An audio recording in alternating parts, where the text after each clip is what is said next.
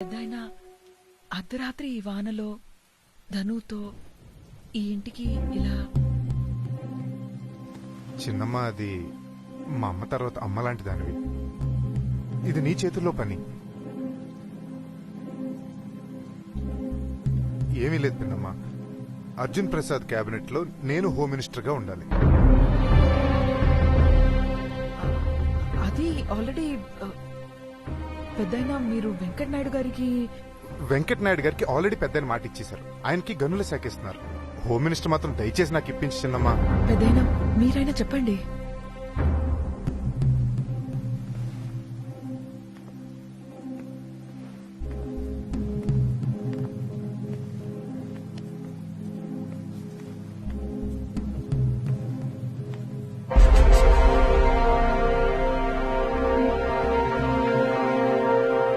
పెద్దయినా చిన్నమ్మా, నువ్వు మాట ఇచ్చేసావంతే.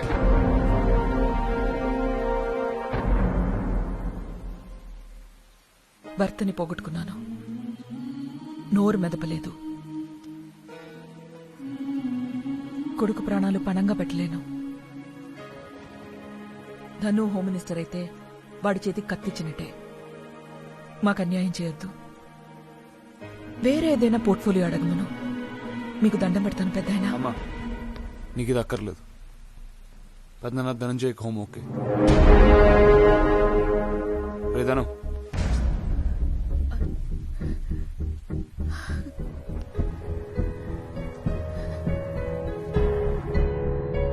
అర్జున్ ప్రసాద్ అనే నేను